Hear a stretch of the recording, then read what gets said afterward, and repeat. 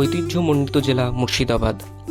স্বাধীনতার পরবর্তীকালে শিক্ষার আশু উন্নয়ন ছিল জেলার শিক্ষাবিদগণের অন্যতম জিজ্ঞাসা। এই প্রেক্ষাপটে 1963 সালের 2রা আগস্ট পথ চলা শুরু হয় বহরমপুর কলেজের।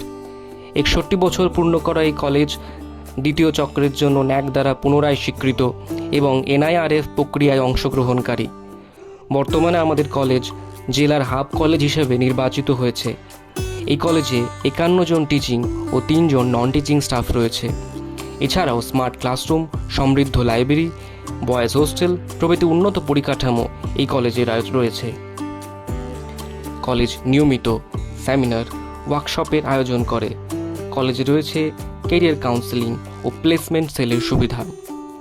বিভিন্ন স্বনামধন্য প্রতিষ্ঠানের সাথে আমাদের কলেজের মৌ স্বাক্ষরিত হয়েছে।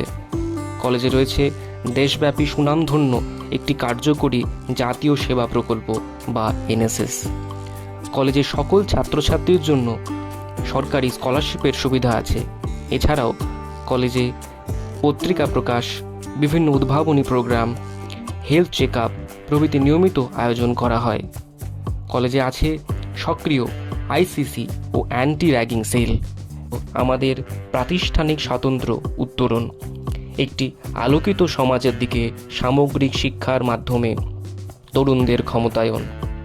এই স্বাতন্ত্র্যের ফলাফল প্রতিফলিত হয় জাতীয় পর্যায়ের পরীক্ষায় উত্তীর্ণ এবং সমাজে সুপ্রতিষ্ঠিত বেশ কিছু সংখ্যক শিক্ষার্থীর মাধ্যমে।